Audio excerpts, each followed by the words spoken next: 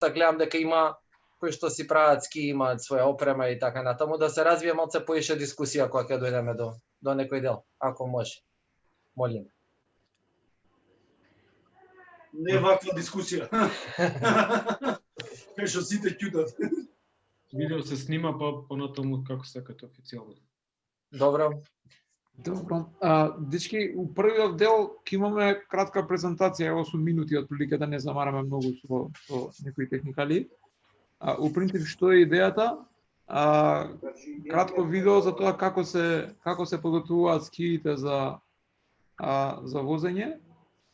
Само ќе кажам дека на видеото се подготвуваат нови скии. Значи, скии кои што се извадени од кутија и кои што по дефиниција, поготово такмичарските скии се необработени. Значи, тие имаат некоја фабричка мажа, некој фабрички сетинг, кој што понатаму мора да го направите тюнинг за вашите потреби. Како што ќе иде видеото, ќе ви објаснувам. Слободно, ако имате некако било какво прашање, кажете, ќе застанеме, ќе позбориме. Оно што сакав да кажеме дека малте истите работи се однесуваат за ски и за борд. Значи, првото видео ќе биде за ски сервисирање, односно тюнирање на скиите, додека Кира и Дифтер ќе демонстрираат тоа како изгледа на борд, за да ги покриеме двете теми. Океј, јас би сакал да почнеме, да не ме држиме многу.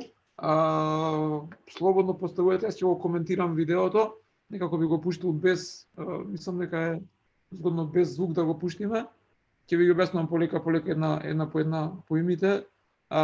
Баш како што кажав, слободно прекинете му било кој момент, прашете што сакате и така натаму. Океј? Само малце. Не така.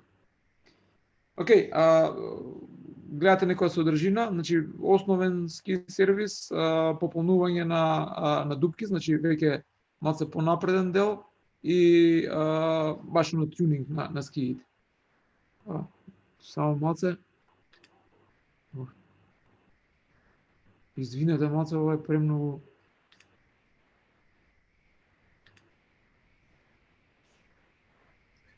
Драган, дали направи оптимизирање за видео пред шер? Не. Ајде тоа направи. Престаниш да шеруваш, па после. Гледаш. Како се прави тоа, Кира, извини? Кога ќе стиснеш на шер, на шер на зеленото, се појавува во долниот тагол Optimize for Sharing Video, нешто такво беше. Океј. Извинете, мала техникалија. Само види што шеруваш, сега шеруваш фул скрин. Добро. Ќе го најдеме. Здраво на сите. Здраво. Здраво. Океј, ќе почнам од почеток. Пак ми е нешто брзо.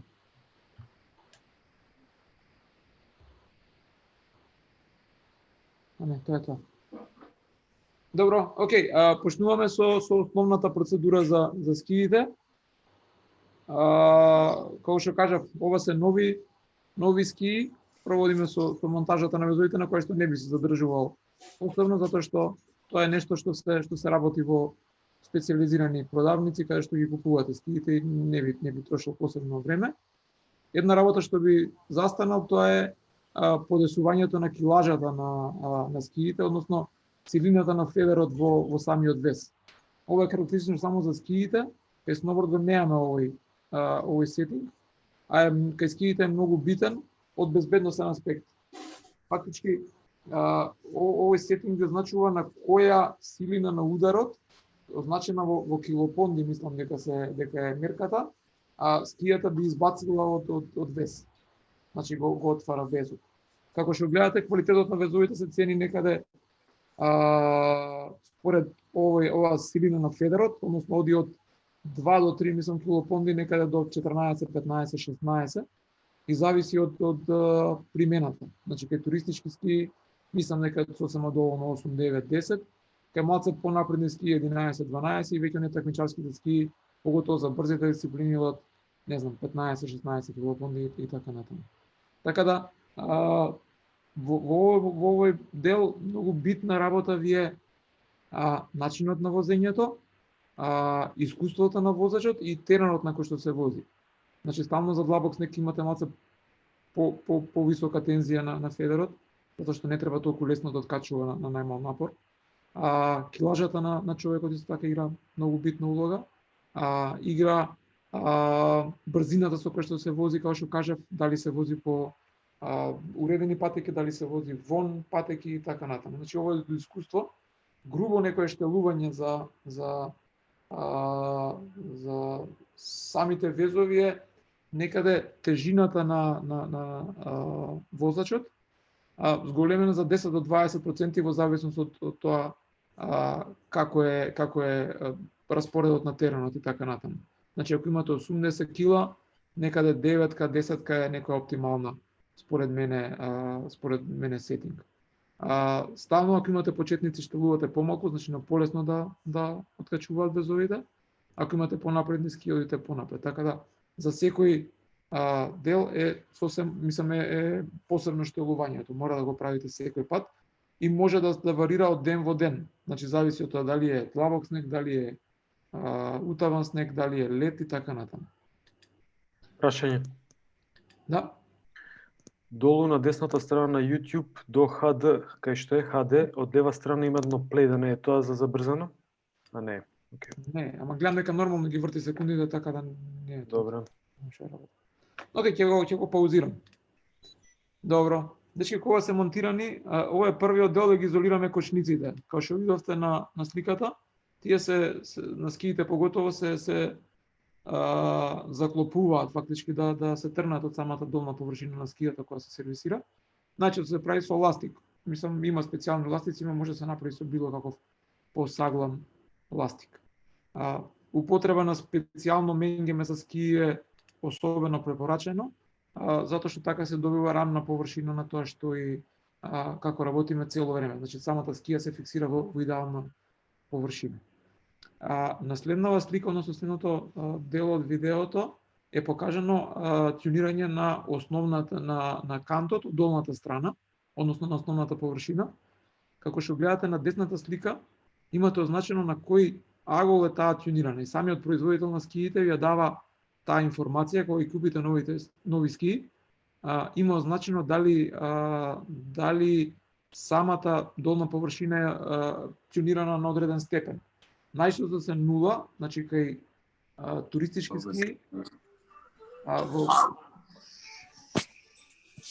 генерално е нула, се извинам, некој се смеша, мисля да не сака да прашам никој нешто. Али може да биде минус 0,5, минус 1 и така натаму. Значи постојат различни сетинзи. Од левата страна оди мануелно, фактички без алатче, обработување на долната површина, односно долниот дел од кантот. Гледате се става креп трака за да се заштити од гребење целата површина. Кај се она што правите на кантовите и на целата површина, многу е битно да се прави со рамномерни потези и со флуидни потези, значи да немате неурамнотежени делови во однос на било што работите. Без разлика дали се работи на кантот на скијата или самата површина долу, значи на пластмасата. Така да секогаш гледате да имате рамномерни движења и да видат по целата должина. Ова е пример за тоа што и како се работи. Гледате на крај полирање, се користат шмиргли и турпи со различен гранулитет, односно со различна финоќа на шмирглите. Со тоа се добива, значи се тргнува од најрапаво, се симнуваат големите, да речем гребаници дупки, понатаму како се обработува пофино и пофино, така доаѓаме до фактички полирање на површините и до пофино оштрење на основата на даските и на скиите и на кантовите. Ова се оние што ги зборев флуидни движења. На следнава слика, односно следно дел од видеото е прикажано симнување на страничната маса, значи на страничната пластмаса. Скиите кога ги искушат од фабрика се покриени без разлика дали е ваква сендвич конструкција или е кап конструкција, она другата која што има кај обично по туристички ски, по инаква структура. Знаете, има едно како облога и од страната. Во секој случај, за да успее да се наоштри скијата, поготово страничниот дел, мора да се симне тој слој на пластика кој што фактички го покрива кантот. Гледате како изгледа процесот. Значи целото тоа оди со флуидно движење од почетокот кон крајот на скијата. Ова е делот што останува како вишак и дел кој што понатаму се отстранува со секое, односно по потреба на секое ново оштрење на скиите. На типот и на телот имаме фино отстранување на оваа пластмаса со шмиргла, односно со рашпа, со малце по груба турпија. Не знам дали приметувате, самата турпија е месечарка, ја викаат некои, рашпа, други, ама е поприлично груба, големи, огромни запци кои што ја симнуваат таа пластмаса. На крај доаѓа фино обработување за да може да се исполира кантот. Наредниот дел што ќе го покажеме е фактички тюнирање на кантот, на страничниот дел од кантот. Ова што се гледа на сликата е агол. Сега би требало да знаете неколку основни информации. Го гледате, пишува горе 87-88. На некои јагли е означено како -1, -2, односно тоа е разликата на аголот што се јавува до 90 степени. Што значи тоа? Дека самиот кант, односно агол на кантот не е точно 90 степени, туку е намален за 1, 2, 3, а на некои такмичарски ски дури и повеќе степени. Сега, тоа е зависност од преференциите. Што возможува ова фактички промена на кантот е да кога скијата, односно бордот ќе се стави на кант, многу подоцна доаѓа контакт самиот кант со подлогата, односно со снегот. Со тоа возможува самата скија да се навали многу повеќе пред да го зафати радиусот што го поседува. Значи гледате 87-88, туристичките скии се на 89 степени или 88, зависи од производителот, ама во принцип многу ретко се вози 90 степени, мислам дека воопшто и не се права. Значи најчесто ќе сретнете 88, 87, 86 и така натаму, зависи од степенот на искуството на самиот возач. Гледате аголот оди по површината на скијата и со флуидно движење го симнуваме слојот на кантот. При ова има многу отпад, односно многу метални струганици на кои што треба да внимавате и да ги отстранувате од самата скија. Не дека се нешто посебно опасни, ама ако дојдат во контакт со основата може да ја оштетат. Наредните неколку чекори се фактички полирање на кантот. Она што го спомнав пред малку за промената на финоќата фактички на шмирглата, односно на камењата, се јави овде кај апликабилно. Значи дека се повеќе ја зголемуваме фактички гранулитетот на алатот кој што се користи и со тоа фактички го полираме кантот. Гледате, ова е камен за полирање, со кој што со неколку потези се доаѓа до полирање на кантот. Наредниот дел кој што е од безбедносен аспект мора да се направи е тапење на типот и на телот на скиите. Што значи тоа? Во секој случај, при секое возење би сакале да избегнеме да страницата, односно краевите на скијата рано зафатат во снегот, односно рано зафатат кант во снегот. Доколку се остават овие многу оштри, постои таа опасност да овој дел многу често закачува во самиот снег и затоа се користи оваа гума специјално со поголема густина, која што ги тапи страниците односно ги тапи кантовите до посакувана некојаоштрина. Пак гледате, едноставна е процедурата, но мора да се направи секој пат за да од безбедносен аспект.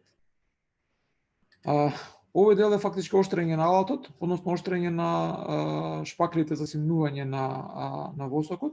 Ќе покажеме и зашто и како се користат тие малку подоцна. Значи ова е веќе на скијата, го странуваме моменталниот вишок на восок кој што се наоѓа на незер и на мажа. Зависи од терминологијата. Пластична, не знам, направа која што баш служи за чистење на површината. Гледате, повторно се движење флуидни, многу е битно да во овој момент да паметите дека што и да се прави од тука натака, секогаш се прави од врвот на скијата кон назад. Зошто се прави така? Самата скија организирана, долната површина организирана во пори, кои што имаат некоја структура, имаат некоја насока на делување. За да бидат побрзи, тие секогаш мора да се обработуваат, ќе видите и понатаму, од врвот на скијата према назад. Кај кантовите тоа не е толку битно, бидејќи тоа е една хомогена површина, односно метал кој што не е многу битно во која насока ќе се обработува. Овој дел е чистење на основата со бакарна четка и потоа се проминува во изолација на везовите за да нема капење на мажата понатака. Дело што сега се демонстрира е исто така начин на чистење на основата што не знам го практикуваат малку побогатите сервисери. Тоа значи дека се нанесува мажа на скијата, односно на даската, и таа мажа се шмигла додека се уште топла. Значи веднаш се нанесува и веднаш потоа се шмигла. Значи не е како кај основната мажа која што ја чекаме да се осуши 30 до 45 минути, па подоцна се симне. Ова делува на тој начин што се врзува со сите нечистоти на скијата и ги вади. Кога ја шмигламе, ќе видите понатаму како ја вади. Значи, еве, се мачка скијата и сега веднаш додека е топла, ја шмигла скијата. И таа ја вади целата нечистотија што ја има. Повторно обработка на скијата со четка, дали е тоа машинска од десно или е рачна од лево, 3 типа на четки, бакарна, пластична и конјска. Зависно од тоа што ќе сака да се постигне, се користат едната, другата или тетата. Најгруба е бакарната, која што симнува многу од слојот, понатаму е пластичната и на крај конјската која што е фина и го симнува оној паудерот, да кажам, од мажата. Наредниот дел е веќе ваксање на скијата, односно нанесување на восок или мажа на скијата. Повторно 2 дела. Професионалците што го прават со рака и со пегла. Малце е позахтевен тој метод, ама резултатите се некако по хомогено нанесена маса на самата скија. Од десната страна имате и на ролер. Значи се поминува со поголема брзина доаѓа до мачкање на мажата. Позахтевниот процес оди вака. Целата е да биде нанесена мажата рамномерно на целата површина на скијата. Кога ќе се симне подоцна, тоа возможува да скијата добива подобро прионување на снегот, односно подобро лежи на снегот и со тоа и брзината на снегот е поголема. Да прашам, бидејќи ова некако го комплетира процесот пред да го симне ваксот, дали имате некои прашања до сега? Јас сакам да прашам, кога се нанесува восок со пегла, дали пеглата треба константно да се движи по скијата или може да се застанува од време на време? Пеглата треба да се загрее прво на одредена температура. Таа температура ја пишува на кутијата на восокот. Обично се движи околу 115 до 140-150 степени. Движењето треба да е флуидно, значи треба да биде цело време во движење пеглата, затоа што температурата која што ја постигнува може да загрози фактички интегритетот на скијата. Ако има некои неправилности, може да ги извади надвор, односно може да дојде до раслојување на самата скија. Така да не се препорачува да стои самата пегла во едно место, али може да со некое ритмично движење да ја движите во, да кажем, во помал диапазон, со што ќе возможите да грудка, да речеме, мажа што е нанесена, се разнесе поубаво. Океј, фала. Овој дел кај што се симнува восокот од кантовите, на секоја шпакла од страната имате едно како запче, кој што добро лежи на кантот и се користи за токму за ова. Гледате, од двата канта се симнува екстра восокот. И сега фактички 45 минути на сомна температура би требало да се сушат скиите, значи фактички да добија скијата температурата на околината. А со тоа се возможува да самата мажа работи, односно да дојде во допир со скијата, во спротивно, кажав преска, значи тоа е чистење на скијата. Кога се вади восокот на топло, тоа е само за чистење на скијата. Е така. Следниот дел е шпаклањето. Повторно гранулитетот е растечки, односно одиме од грубо, кој што се прави со оваа пластична шпакла. Може да се користи и метална шпакла за некои делови. Се симнува грубо површината на скијата се ослободува од восокот. Пак ја кажам, флуидни движења, понатаму е дали е бакарна четка и гледате најлонска или коњска, една по друга во зависност од потребата. За ски и за тренинг понекогаш се препорачува и да не се оди многу ниско, затоа што доколку би се обработила скијата со сите овие четки, тогаш количината на мажа што останува на незе е многу ниска.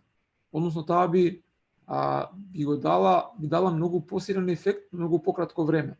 Тоа значи ви трае некои 1, 2, 3 пуштања, што не е секогаш оптимален избор за секојдневно скијање.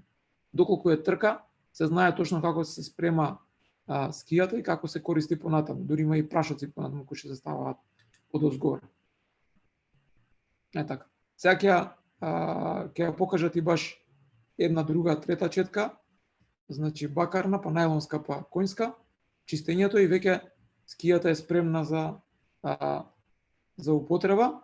Сега ќе видите и структурата на скијата, ќе ја покажат каква би требало да оди. Океј, повторно истата работа со тоа што сега имаме ова е веќе за користена скија, која што има оштетувања и која што треба да се обработи во некои места поспецифично. Повторно се истите чекори, значи рамнењето на основната површина, симнување на сайдболот, детунирање на кантните, односно тунирање прво на кантните и потоа детунирање, чистење на прљавштината, изолација на везовите, ваксање,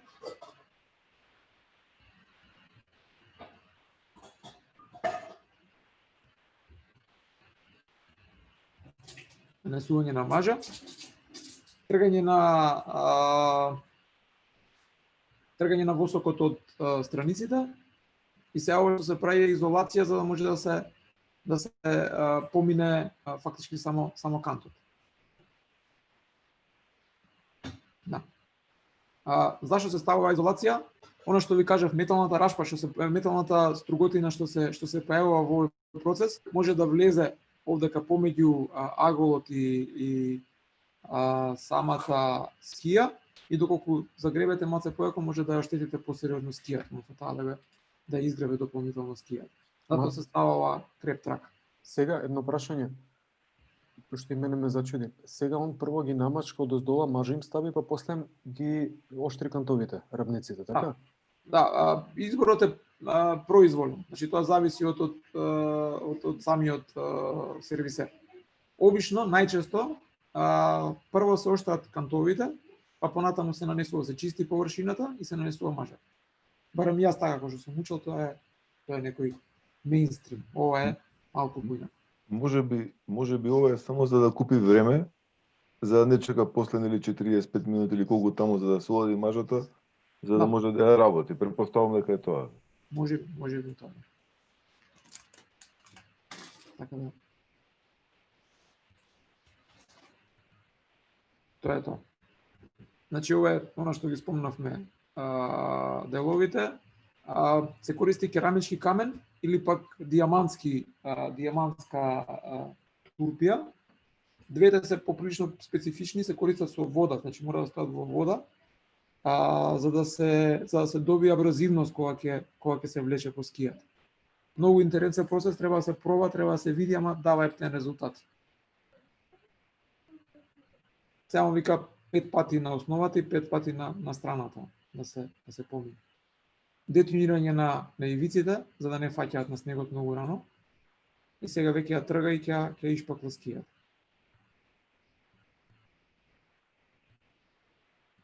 Така. Значи ова е, како што кажав, шпаклање прво основно, после ќе одат трите четки и отприлике скијата е малку неспремна.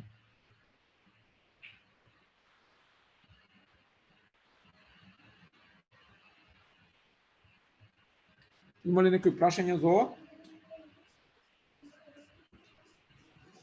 Ја би сакал нешто да прашам. Дали кога ги прават скиите, зашто воопшто мора да се користи мажата? Самата површина доле не е клиска сама по себе за да остане без мажа, мора мажа да се стави? Можат они во индустрија да го направат така слојот да биде клизок или тоа зависи од типот на снегот, па затоа и мажа различно се става? Две работи. Самата структура на пластиката доздола е со микропори. Ако гледате доле овде како што пише ски сол, тука има едни како годови на самата скија. Тоа се порите на скијата. Тие пори за да бидат фактички условно за да биде скијата брза, тие мора да бидат пополнети до одреден степен. Ама за да прими мажа, тие мора да постојат. Разбирате, значи фул површината не може да работи ако е скроз мазна, ако е скроз рамна. Значи тие како со микропори. Секоја пластика поинаку реагира на одреден тип на снег и на одредена температура. Значи, во однос на тоа какви се надворешните услови, менувате мажа. Значи, ставате мажа која што одговара за нов снег, за температура од -5 до -3 на снегот. Така, или ставате мажа која што е за трансформиран снег, односно вештачки со природен, која што одговара за од +4 до +12 температура. Значи, не секоја мажа работи на секоја температура. Правилно, трките, например, во светски куп, бидејќи толку блиску се самите возачи, многу често се добиваат со оваа мажа. И таму, во првите, 5, 10, 15 метра, разликата може да биде поприлична. Значи, самата клизност на скијата е многу поголема кога ќе се погоди вистинската мажа. И не знам дали сте приметиле, прават огромни тестирања на самата опрема, ги ставаат скијачеве на падина, без никакво буткање, без ништо, ги мерат нивните времиња во одреден, да речем, диапазон на мажи и во одреден диапазон на временски услови и гледаат која мажа како работи на кој снег и во која температура. Така да тоа би било на кратко одговор. Можам јас уште нешто, се извинам. Од добра пракса. Прашањето е супер за мажа, Драган го објасни по ПС како што треба професионално. И второ, исто така, значи се работи најверојатно за, како што објасни Драган, за конструкција на долната подлога на скијата. Но може да приметите дека на било кој терен, ако одредено време не ви се премачкани скиите од доздола, посебно ако структурата на снегот е таква да е мокро или се погоди, од доздола да ви се лепи снег, тогаш тоа е знак дека не ви се намачкани скиите, што значи мора да се премачкуваат како што е објаснето на сликата, или за ептен бекап варијанта, тогаш ние користиме ладно мачкање без пегла, каде што на терен со восокот или мажата само ги поминувате, ја замастувате подлогата, тоа е прва акутна интервенција за да може да лизгаат. Инаку, особено ке почетници, ако ви дојдат, јас, например, секојаш носам во себе, имам свеќе една, ако нема мажа. Затоа што ќе ви дојдат почетници, нема да им се спремни скиите како што треба и нема да може да изведете настава. Едноставно ќе им се фатат штикли од доздола на подлогата. Тоа е знакот што го објасни Драган дека скијата мора се намачка од доздола. Бара самата скија. Извини, Драган. Да. Другата работа која што се дешава е кога ќе намачкате скијата и ако ја возите долго време без да ја сервисирате, таа многу се испостува. Што значи? Тоа се губи восокот што е нанесен на нејзе. И самата скија останува на пластмасата која што е направена. Ама таа е посна. И таа никако не може да се дешава тоа што го вика Вук. Ако сте приметили оние бели страници на самата скија, тоа е од тоа, затоа што скијата се вози повеќе на кант и веќе имате испостување поише од страниците. Тоа доведува после некој време се уништува самата подлога и се бара посериозно понатаму сервисирање. Дали е јасно, може да одиме понатаму? Да, Океј. Добро.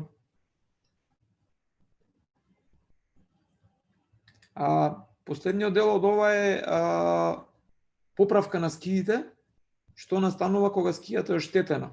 Ќе покажеме два дела. Едниот е помало оштетување и поголемо оштетување. Разликата е во тоа како се нанесува резервната пластична маса и во тоа како се третира понатаму.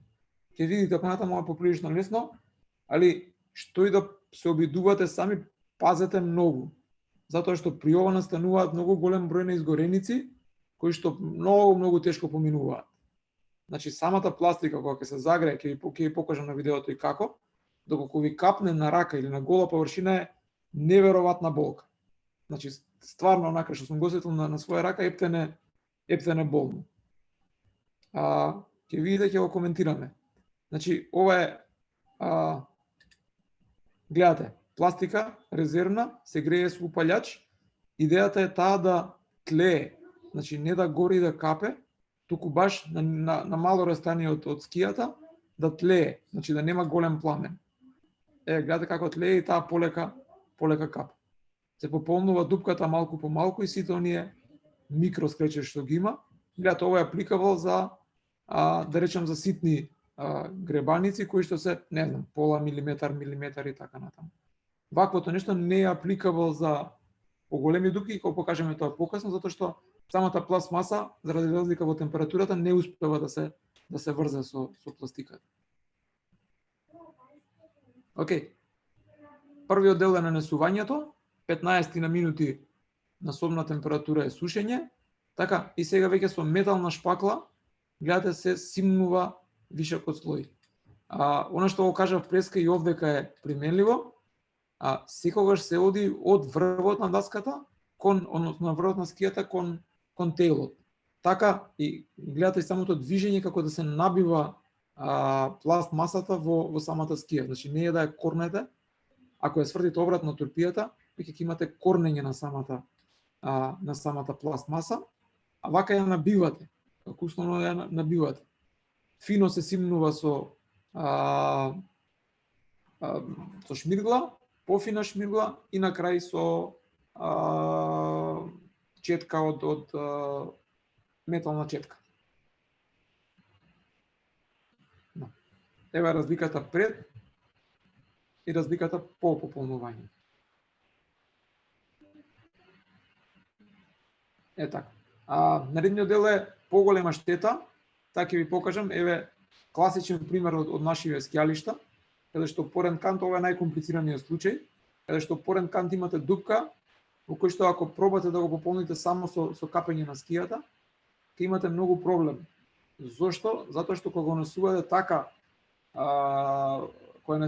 пластиката, заради разликите во температурата што владеат на самиот кант, кој што од метал и самата површина на скијата кој што од пластиката, никогаш нема се фати за кантот.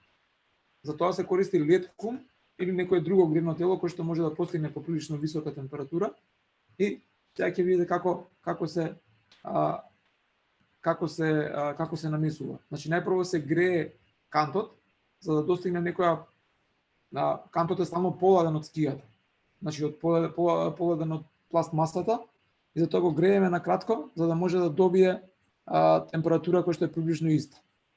Повторно со истата пластмаса се нанесува, 15 минути сушење и понатаму грубото се симнува додека не се фактички врза за пластиката. Повторно шмиргла и сега веќе имаме помала дупка која што третираме на претходниот начин.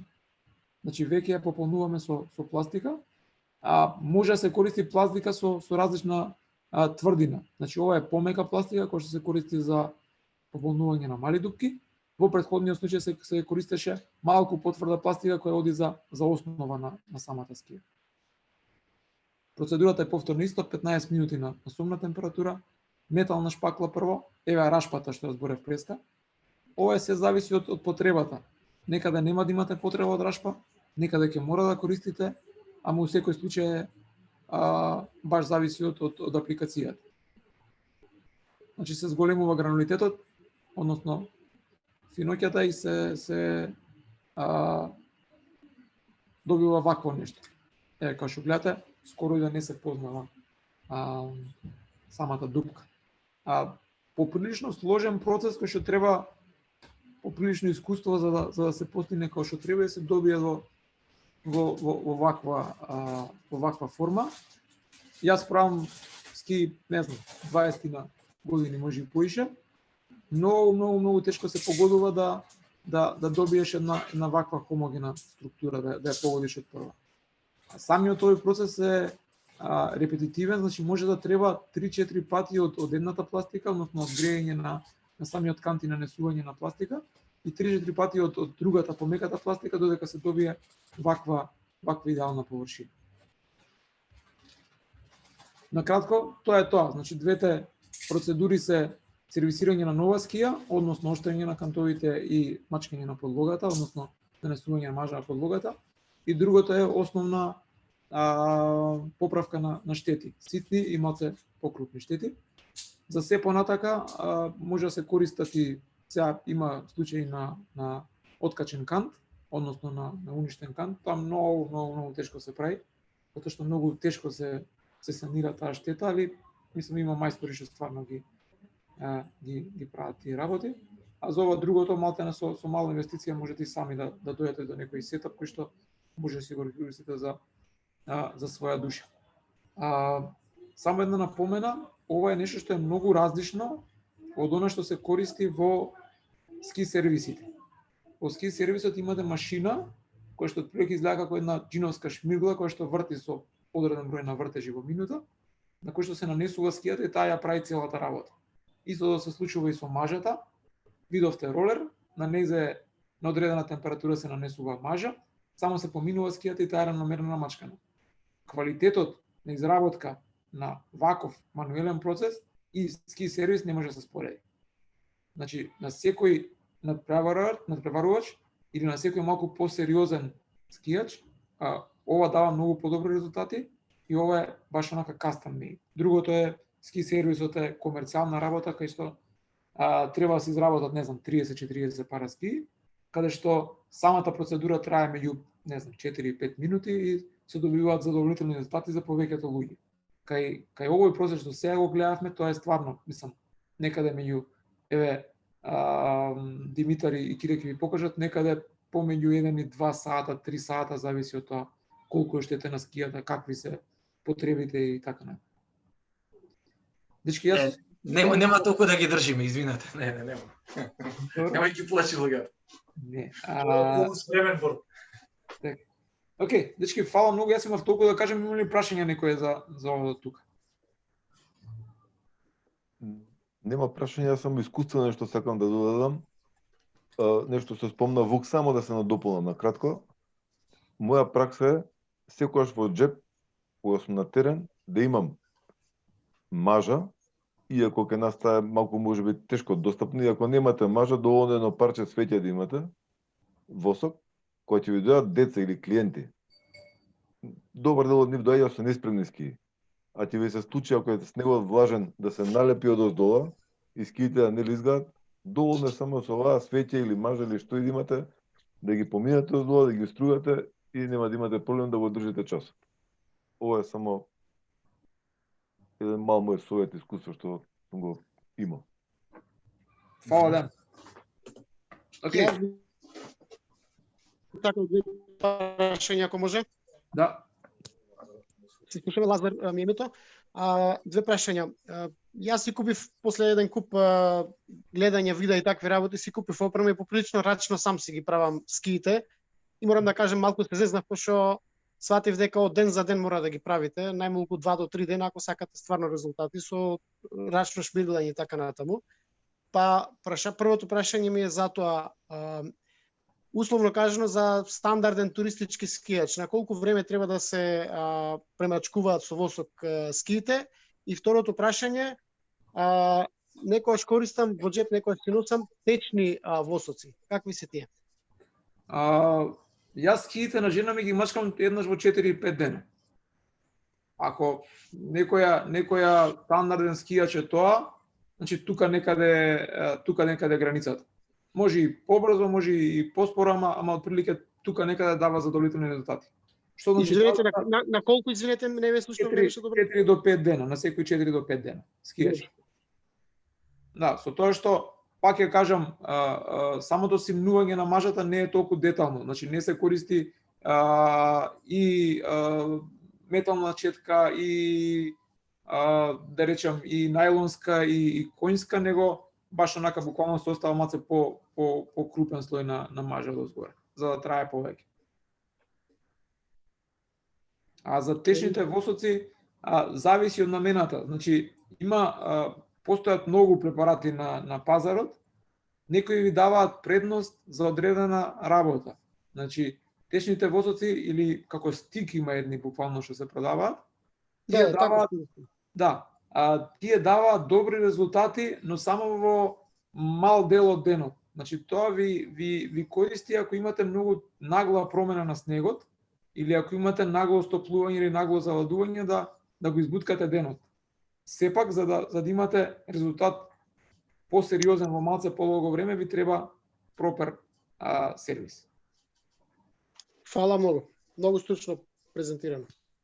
Фала. Ако може да прашам нешто? Секако. Ме интересира, знаеме дека обично уски сервис цената на обработка на скиите, колку се движи, како се движи, меѓутоа колку би коштало една ваква рачна обработка на скии? Од прилика. Вакво нешто мислам дека нема цена. Сега глупо е маца да кажам нема цена, ама зема поприлично многу време и многу алат. Значи една турпија е некаде 15 до 20 евра, а отприлike оди на два пара ски. Ме разбирате? Сега, ако се земе во однос на тоа дека ќе потрошите 3 сата и дека ќе потрошите алат во вредност од, не знам, 20-30 евра, тогаш е поприлично сериозна цена. Фала. Јас од моје искуство кажав се зезнав, не би го препорачал. Пошто ќе заврши скијачкиот ден и чекам да се легнат сите и од 10 до 11 до 12 шмирглам, правам, пустам, штурам во WC на плочки и така на импровизирани. Да. Тоа сакав да кажам. Значи во секој случај, пошто аглите со кои што се работи се 0,5, 1, 2, 3. Тоа е многу мало остапување од 90 степени. Значи, секоја импровизација може да ви направи многу поише штета него добро. Сега рачунајте, вие требате да ја донесете аголот да не биде 90, него да биде 89. Значи, тоа голо око не го гледа, рака не го осеќа. Значи, го гледа само металот кој што е толку добро направен да биде баш 89 степени. Затоа и самиот агол кошта, не знам, 30-40 евра е парче метал, ете го Киро го покажува 10 на 5 сантима, не разбирате? Затоа е тој алат специфичен и само за тоа се користи.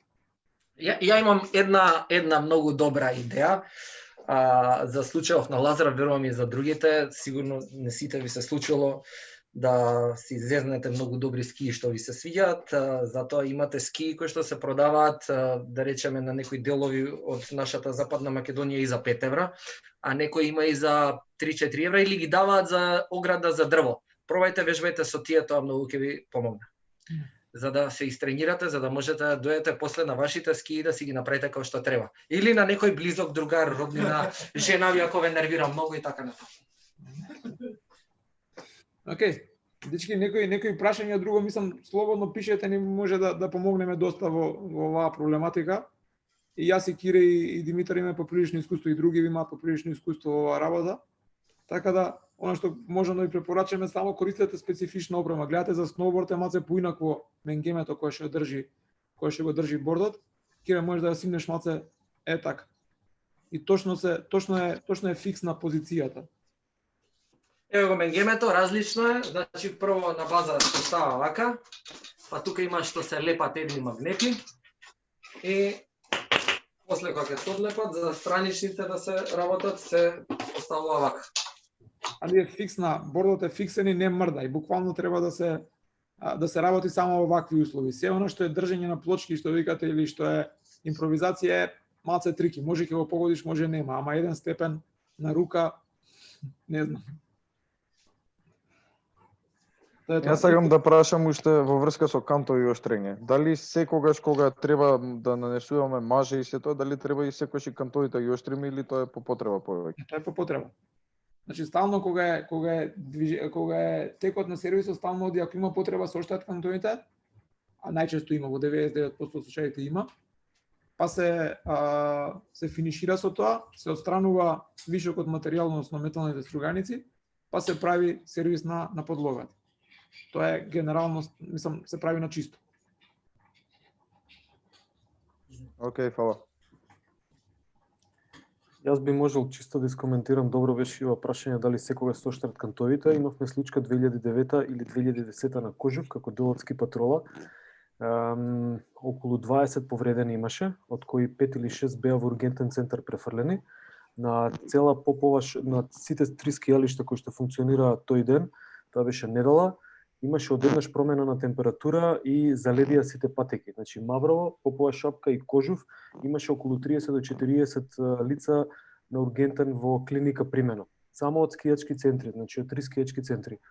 Тоа се случи зошто? Затоа што имаше промена на температура, но се покажа дека луѓето не ги сервисираат особено кантовите рабниците, затоа што нели по 2-3 години скијање и они затапуваат. И кога ќе дојде ситуација на заледување, температура во минус, тоа е нефункционално, како да немате пакни на кочници. Истото се случува и тоа е бројката, гледате 30 до 40 луѓе. Ние евакуиравме тогаш околу 10 луѓе со ратрак, од кои имаше скршен пршлен лумбален еден, девојката не можеше да мрда. Значи толку е страшно ако не се посвети внимание на добра опрема. Еве ја да се надоврзам, извини, одма да фатам кога завршуваш. Тој ден ние бевме со 30 на деца на Маврово. Качувајќи се на жичара, значи процедурата ни беше да застанеме на двосет горе, да се чекаме сите, се загреваме, па потоа тргаме. Горна станица, качувајќи се нагоре, се слушаа звуците тие. Се случи да заврне дожд ноќеска на потопло, ноќта пресекува ладен бран, го замрзнува и се формира бетонска плоча. Се качивме горе, реков ќе одам на извидница едно спуштање на жутиот, едва и се спуштив до доле со супер припремени. Влеговме во бачило, испивме чај и си отидовме дома. Тоа беше најдобрата одлука за тој ден. И многу бевме среќни што си отидов. А не скијав. Ако мене ме прашувате, значи подлогата ви е гаста, а кантовите ви се кочниците. Значи може да не одите брзо, ама кантовите мора да ви бидат сагно направени за да може да закочите. Така да, safety first. Добро. Дали може малце да се посветиме, ако немате други прашања на сноуборд, кратко ќе видиме, нема многу да саѓаме. Пример да покажам, ако дозволите. Ова е едно ефтино алатче за оштрење на кантови. Ова е има турпија овде. Значи, ова се вади. Заглави, не те гледам. Малце се закочи. Една страна се закочи скроз, не те гледам и не те слушам. Добро. Ова е во носучи. Другата е воен правец. Ова ја носам јас со мене секогаш, затоа што некогаш се дешава така да залади времето или да сум ги истрошил кантовите на многу пола ден и веќе немам добар контакт. Да, супер е. Што фирмата. Јас го купив во Банско, таму има, не знам дали има во Скопје, знаете подобро, што има по продавниците. Само една разлика. Значи корисна работа го најди.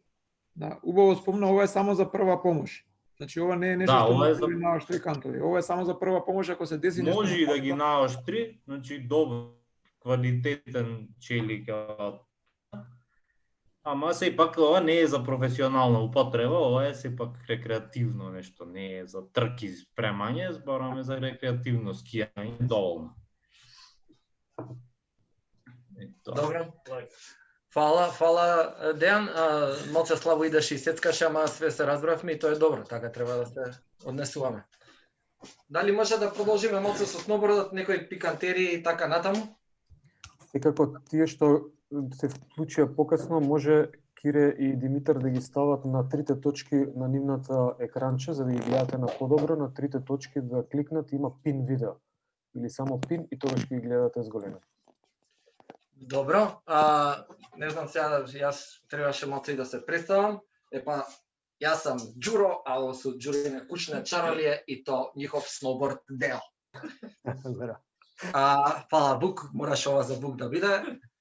Ова е тој ластик што го покажа Драган, нели, за закачување на везот за ски.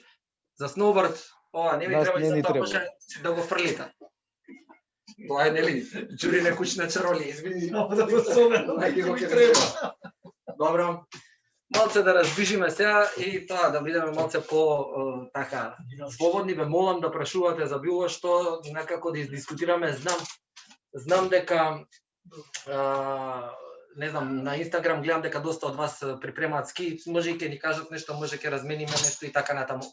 Значи, овие се некои менгемија кои што ние сега за прва помош тука у канцеларија, пошто имаме интернет, се наместивме. Овие се купени доста ефтино, значи масичка некоја уствари само за поставување на менгемињата. Ги купивме тука кај нас во Хубо и стварно не беа уопште скапи.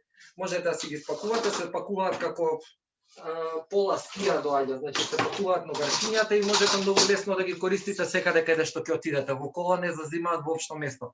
Не се многу стабилни, но можат да завршат многу добра работа. Даската, нели, може да се обработи, како што покажав и преска се лепи вака, може и да се работи на страна кога ќе треба да ги поминеме кон тој од страна. Сега, различни се менгемињата за скијање и за сноуборд. Во принцип, другата опрема е целосна иста и можете да користите. Ние имаме, например, во моментов некои сноли, значи добивме некои сноли. Овие се агли, овој агол е 88, како што може да видите тука. 89 и така натаму. Сега сакам да ви покажам едно видео, ќе пробам да го шерувам. Приказката е дали и колку треба да бидат ноштрени даските. Тоа зависи од тоа со што сноуборд дисциплина практикувате. Нормално доколку се тркате по капи, тие треба да бидат супер ноштрени. Меѓутоа ако е меко и се тркате по капи, можеби нема баш да биде добро да ви бидат преостри ивиците, затоа што тогаш ќе пропаѓате доста во снегот. Доколку сте фристайлери, а прво зашто го зборуваме ова за сите, и за скијачи, и за бордери, затоа што ние сме сноуспорт инструктори, нели? Сметаме дека и скијачите треба да имаат познавање од сноубордингот и сноубордерите треба да имаат познавање од скијањето. Ќе пробам да шернам едно видео кое што се случува сега во септември на Хинтертукс. Така, да го пуштам прво па да го шернам. Океј, само малце.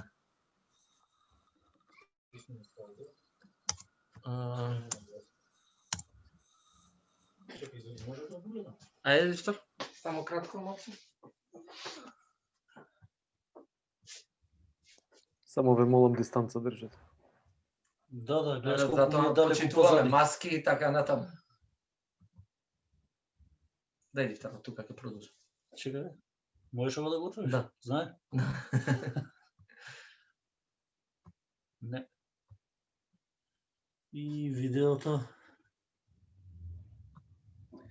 Ние сме во искушение.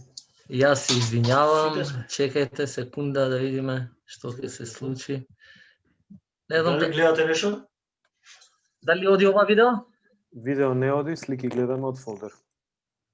Не можеме да го пуштиме така, не знам зашто, али нема везе. Добро, не е битно, ќе прекинеме, не ни иде, друг пат, поише среќа. Се работи за еден слайд на цевка, каде што со преоштри кантови, додека лизга по цевка, значи се забива предниот кант и бордерот лета напред на нос. Жалам што не можевме да го видиме, ама тоа е кога се преоштри рабниците, нели, на македонски, преоштри се рабниците, а вие сакате да возите слопстел и да правите трикови по гелендери. Што друго може да ви покажеме? Овие се некои четчиња кои што се користат за вадење на струготините од турпиите. Турпиите кои што ги користиме за базата, гледаме да нели да ги закачиме, да им ставиме малце изолиран за да не ги оштетуваат, за да не оштетуваат базата пластиката. Не знам, видовте така кога се работи со таа месечара или рашпа турпија која што е доста покрупна, се оштетува доста и останатиот дел. Вие ќе обработите една површина, меѓутоа после на другата ќе направите штета. Па не знам, еве, ја сега ќе ви покажам малце како треба да се движи раката, да речеме, за турпијата. Значи, ова е аголот, кој што е 89 во овој случај, го користиме за сноуборд.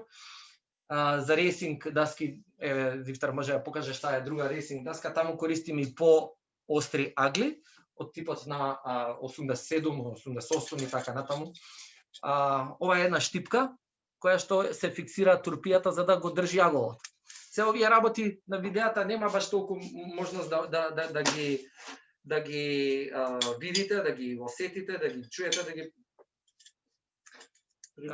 да ги приметите и да ви ги кажат. Сега ние гледаме некако како да ви ги доловиме. Значи, кога ќе се собере вака,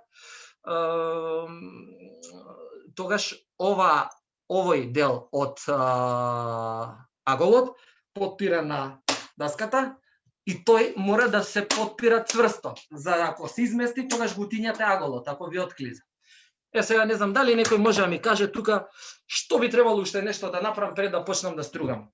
Една најбитна работа. Ако сакате може да ви помогнам. На раквици. Одлично, Дејан. Тоа беше прашањето.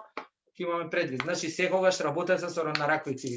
На чистење Јас имам на лузна јака од таква работа што промашив канте. Јас ова го направив пред недела дена, толку длабоко влезе, значи кантовите можат да се изоштрат многу јако и да потоа направат многу сериозни посекотини. Добро, ова е таа турпија и сите велат дека треба да бидат движењата подолги и да нема многу отпор на самата даска, демек да ја заврши турпијата сама работата. Но тоа е само така се збори. Верувајте дека кога се раѓосани, кога се оксидирани, значи уништени рабниците, треба да се запне. Сега при запнувањето мора да имате осет. Значи да го отпрете овде, не знам колку добро гледате, дали гледате? Александар, дали гледате добро? Тебе те гледам дека си со камера. Значи, овој дел допира овде, а овој дел притиска овде. И потезите се послушате звукот. Тоа е тоа. Потоа иде помала турпија, значи на истиот агол ја земате турпијата и ја ставате со штипката да се фиксира. Секогаш треба да остане мал дел на да има кај што проаѓа кантот и подпората. После помала и така натаму. Ние овде само демонстрираме, сепак е канцеларија, не е сервис, ама во сервис па нема добар интернет. И на крај ево каменот, кој што е за обработка. Значи овдека е за најфино, нели, полирање или турпијање. Како сакате, може ќе го извадам, може нема го извадам и така натаму. Нешто прескокнав, а тоа е ова едно алатче интересно на што рековме за вадење на пластиката од страна. Ево, гледате како изгледа. Ова е од сноли и кога ќе поминете, вади оваков дел од даската. Затоа прво вежбајте на туги даски. Да речеме. Ова е каменот. Едно прашање. Супер, едва и чекавме. Тоа што го вади пластичниот дел, тој уствари материјалот од даската и така прави да остане месо од кантот за да може да се работи или што? Значи овдека, не знам сега дали ќе може баш убаво да се види, не се гледа убаво, така? Значи кај што завршува самиот кант и почнува пластиката, пластиката смета да придете до рабникот, до металот. Значи пластиката ја тргате за да може да пристапите до металот, за да може да го обработите. Ако имате пластика, таа ви ја турка турпијата да го уништите аголот. Значи да го смалите агол. Тоа е тоа. Тоа е таа пикантерија. Колку месо има уствари на кант да може да се работи? Различно. Секоја скија е различна. Затоа земете од оние за 5 евра едно 5-6 пара и убаво извежбајте. Значи има, стварно се продаваат оштетени и така натаму, стварно за тренинг се супер. Не знам, друго што ви можеле, еве ги, например, ние сега користиме вакви мажи, ова е Holman Cole, тука имате на секоја мажа температура, ова е од пеглата треба од 125 до 135 степени да се загрее, не знам дали ќе се види. Дали гледате? Да. Добро. За каков снег, температура на снег е ова од -4 до -14 и така натаму. Значи, дали е мокар, средно мокар, искрено, тоа ви треба малце повеќе време. Дури сме кај кантовите и ова исто, да не го заборавиме, ова е како гумичка, некој го викаат, не знам како... За тапење на кантовите. Ова е за тапење на кантовите, поготово на врвовите. На врвовите и на опашките. Чекај само да видам вака. На врвовите и на опашките. Овие делови, ако бидат остри исто како што е надоле, може да направат проблем. Кај скиите може да ги прават да ги двојат, кај даските може да направи нагло да се заврти или наназад, да те исфрли од баланс за да можеш да падне. Најчесто 5 до 10 сантима на врвовите знаат да се затапат со ова каменче, што исто така знаат многу луѓе да си го носат со себе, за ако видат дека имаат клиентите проблем со скиите да им бегаат на страна, да може да им ги истапат врвовите на скиите и на даските. Добро, сега ние не идеме баш ред по ред, вака како што ни се наредени алатите, еве ви една четка која што е, не знам, ова е сноли, исто метална и обична четка, движењата ги видовте, тие не ги презентиравме на видео затоа што стварно се многу подобро снимени и ете, можевме да ги искористиме. Не знам, еве една обична четка, ова е 50 денари, која што ви треба за да ги поминете вака да ги чистите деловите кои што ги работите за да се тргне прашината. Друго, за чистење имате и неколку опции.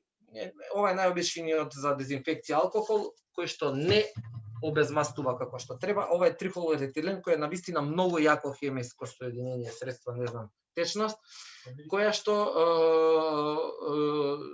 обезмастува, ги прави бели скиите и даските. Основата. Значи тоа е за основата, за пластиката. Еве сега, деки пред некој ден ми купи ми донесе, ова е значи маска која што се користи. Овие маски што ги носиме ние сега за вирусот не се доволни за да не заштитат од веруете ми, ова е многу прљава работа. Значи и барем ова е минимум од маската што треба да ја имате за да работите. Значи да има сериозен филтер, да не може да влегува испарувањето од трихлоретилен и од восоците, мажите и така натаму. И самите прашинки што се креват. И од прашината, да, многу ситни делови летаат. Ова е тој забец што го рековме за кантот, дека секоја шпакла има забец со кој што се отстранува од самиот кант мажата. И ова е на крај да речеме едно као теписонче за полирање на површината од која ќе се заврши со мачкање. Ја би сакал нешто да прашате, нешто да разговарате, Дали ја носиш пеглата да ја покажеш и тој пеглата луѓе? Да, еве сега, да, пеглата ја носиме, фала деки. Ја заборавме, па бевме дома да ја земеме, затоа што, нели, сме у канцеларија. Сега тука си има на самата пегла, гледате степени, таа се подесува според секоја мажа колку да загрее. Не треба нити да ја прегрее, да ја изгори мажата, нити да ја среди. Толку пегла и така натаму. Јас имам едно прашање. Дали секојаш треба да носиме кецела со паста или може некој друг избор? Да. Видете сега, ова прашање е многу убаво, ти благодарам Филип за прашање, за да не зијаме време на луѓето. Добро е да се носи, многу се прља и така. Благодарам. И да се представи Џуро на почеток. Да.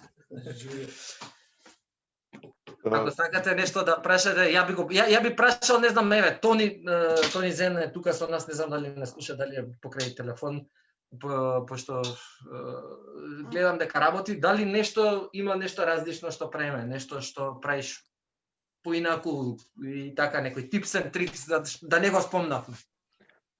Киртоват. Ало? Опа, здраво. Здраво, бандал. Пред се да се извинам зошто ја не можам да бидам вклучен постојано, слушам, пратам цело време, пошто сум, еве. Па добро, тоа е процесот. Тоа е процесот. Ништо, знаеш што прашавме? Слушам, цело време пратам и сега нешто сакам да покажам и да споделам искуство. Јас сум седи таму, ние моментално слушаме све и вежбаме малце. Не сум многу искусен ја овака стручно ја да работам и да ги поправам скиите, меѓутоа имам искуство и сум гледал како другите го работат. Тој мене ме фасцинира целиот тој процес, поготоа кога се прави комплетен третман на скијата. Дали е од сат време или од 2 сати. Многу важно е што сум научил овако од искуство е да не се ни премногу мачка, ни премногу да не се остри скијата, во зависност од скијањето или бордањето кое што нели го сака човекот. Едно многу интересно искуство за тие такви типсови у джебови, восок, свеќе или ова. Еве ја го имам ова. Ова е обичен восок и нели викаат луѓето земи си го со себе ако нешто не иде скијата на мачка. Што се случува со еден другар на Брезовица, идевме турно и он овака исто попален као мисли дека сам знае да ги сервисира скиите, уствари од што гледа од незнање почна да ги мачка, ама наопачки. Значи секоја основа на ски или на даска ја вака што сум видел, уствари треба да се мачка нели обратно од горниот дел према надоле. Овој почна со ваков восок обичен кој што претпоставам потребуваат, ова е за таков тип за джеб. Он почна да го мачка, да мачка скијата контра и ние стигнуваме горе, он нели попален, еве сега ќе возиме фри. И оно што ги намачкал толку многу што ставил, без осет, без знаење, му се заглавија скиите на второто вртење и не можеа да возат скиите. И уствари у тој момент ме и он научи дека ако не си мајстор, немој многу да мајсторишеш тука околу ски сервиси. Ова беше мојот ми е кејф што овака слушам, што ве пратам цел ден, пошто многу иако е Zoom предавањево, што верувам дека никој не поштои Zoom повеќе нели лично директно, не таму, не. Многу побаво директно ги искомуницираме кога на терен и свето праксите ќе се примени, меѓутоа и низ овие учења јас искрено многу научив. Мислам и сега самите зборења што се покажувањето, тоа мислам супер момент за да едноставно она што сме го заборавили не го практикуваме ради ситуацијата, чисто се подсетиме дека чека малце треба и ново да се обрне внимание, поготово сервис на скија, некад ски ги оставам да речеме цела сезона не ги чепкам и после кога ќе дојде сезона ги отварам, ги гледам тоа заргјало, тоа тап кантот па на сервис и целиот тој процес, освен што ми е кејф, нели викам на другаров што ми ги прави. Викам ова ако не се снима или ако не се слика исто кој да не сум бил, кој да не сум ги направил. И така и гарант другар ти многу те ругаве, кај си ги оставил бе, земи, избриши ги кантоите, види какви се си ги заредјал скроз. Кога ќе заредјаат, многу тешко е вадење, кога ќе продре убаво редјата во кантот, вадењето е многу мачно него да се одржава. И еден, извини што те прекинувам, тука да пошто ќе заборам, значи еден многу битен момент е кога ќе завршите со скијање, избришете ги со крпа, кантоите, мислам можете и целите и даски и скии, меѓутоа со крпа, значи само овој да убаво скроз да се исуши, да знаете. Нека се исуши овој затоа што кога ќе остане водата помага многу да се пати редја. После секој скијање кога ќе заврши сезона било што обавезно ја ги сушам, ги бришам све, но пак ти е самата влага што внатре собрана, пак си да, ако се во мокри ставени, ако се во влажен простор во подрум, ако се во да речеме во некоја футрола, тоа исто многу зафркава. А после секој ден треба да се избрише, значи завршувате, избришате ги и така натаму. Сега околу мажата и другарот. Значи, не е толку страшно ако иде у погрешна насока, да речеме ако мачкал од назад према напред, тоа не е толку страшно. Најверојатно голем проблем било промашувањето на мажата, температурата на снегот со мажата која што ја има. Има многу ставен. имате универзална мажа, универзална која што е за сите. Меѓутоа, ако ставите од оваа, не знам, која што е за минус 20, не знам, дај дифтар една зелена мажа, да речем, зеленава мажа, таа е за многу ниски температури. Ако е ова е за многу ниски температури, зелена и така натаму, обично тие. И сега, ако ја ставите таа, температурата е висока, ќе имате како рачна кошница, нема да иде. Скиите. Ова е направена за секој да може да си ја купи, да си има у джеп и за да си ги подмачка скиите за себе, за другар, за сопруга, за дете, за било што и се продава комерцијално. Меѓутоа, нема упатство, не ти кажува тој таму колку треба, освен ако не го слушнеш мајсторот да ти каже, слушај, немој да претеруваш лево, десно, горе, доле, мачкај, на лед него имаш точно толку треба да се намачка, зошто се резовите тие што се, усвари структурата на долната на скијата или бордот, зошто е така направен. Тоа се гледа само мајстор ако ти го покаже, ако влезеш на себе. Муаметот ми е, послушај мајстор, учи од мајстор, немој многу сам да презимаш сервисирање ски, ако не знаеш и не си обучен. Мене многу ми е кејф што вака учам, што гледам и што сум воопшто вклучен во овој цел процес со сите вас овде. И затоа се извинувам, пошто не можам да се уклучувам постојано, дека сум со бебе и затоа, иначе пратам, слушам. Извини што те земавме. А? Ово последново не пројде, извини. Последното не пројде што го кажа, да знаеш тоа. Последното не ти пројде, не те слушнавме нигде. Аха, па не, освен пошто сум со бебе, викам.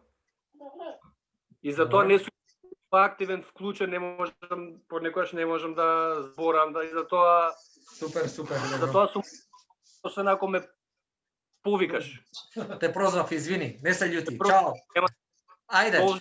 Должност. Виктор, дали имаш уште нешто? Не. Јас немам. Чао. Од мене толку, дечки, Вук, дали ќе ја завршиме сесијава? Дали некој друг нешто сака да каже, да додаде?